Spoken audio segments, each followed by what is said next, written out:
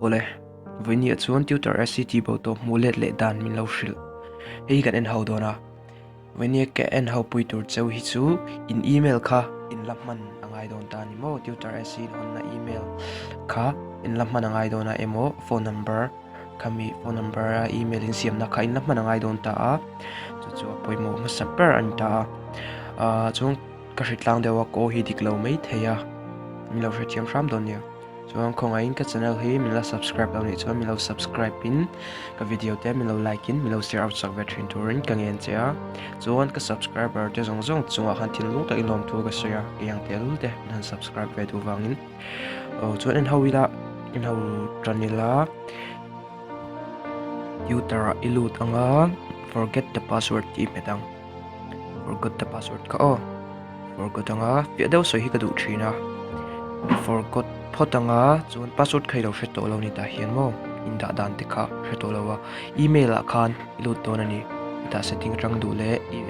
google rang pon lut la pui chong lo wa google ai lut anga google la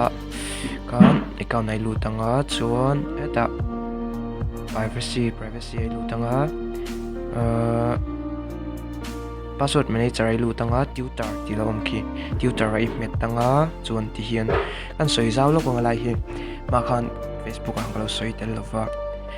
tutor ilu khan a password isin dong khan ilock screen password khalo don ta ni kami ilock screen password ida lo ni chun lo da la alo don ta a kami ilock screen password kha ti chu pot anga chuan ti chuan ien thei mai don ta ni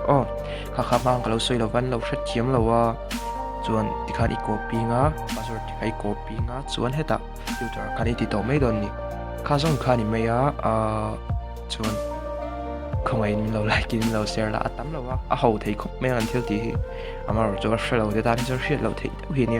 ti fi de wan soi chung pu hi la shelo au hin nom thi ni chuan ni man no mu tui ma tra ve ko le video to ta kan ni mule cheu don ni